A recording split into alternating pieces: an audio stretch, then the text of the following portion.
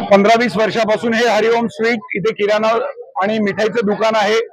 अनेक ग्रामस्थ मंडळी परिसरातील लोक इथून मिठाई आणि वेगवेगळे खाद्यपदार्थ खरेदी करत आहेत। आणि आता केंद्र शासनाने एवढा कडक कायदा केल्यानंतर सुद्धा एफडीआय की अन्न सुरक्षेसाठी एवढा कायदा कडक केल्यानंतर सुद्धा आणि मशिनरी अवेलेबल असताना सुद्धा जर अशा घाणेरड्या पद्धतीने इथे किराणा आणि मिठाई बनवली जाते, हे नागरिकांच्या जीवाशी खेळ आहे।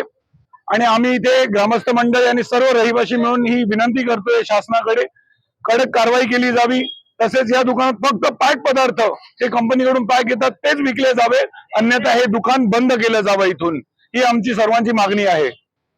इथे जे झालेले प्रकार असं व्हावं नाही याच्यात आजूबाजूचे परिसर लोक आहे हे गंध खाऊ शकत नाही। खूप फूड प्रकार असा आहे कोणाला विजा बाधा होऊ शकतो, पायाने तोरणं चांगली गोष्ट आहे नाही। आणि याच्यापुढे अशी गोष्ट होऊन इथे देणार नाही।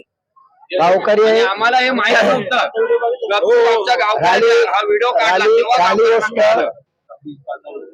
खाली गोष्ट हे जे आजची जी घटना घडलेली आहे याच्या पहिले पण घडत असेल बरोबर, पण ही होऊन दुकानाचे जे काही फूड्स आहे ही आता फेकून तर दिलेली आहे, पण तरी पण त्याच्यावरती जे फूडवाले आहे ते जर निरीक्षण करावा।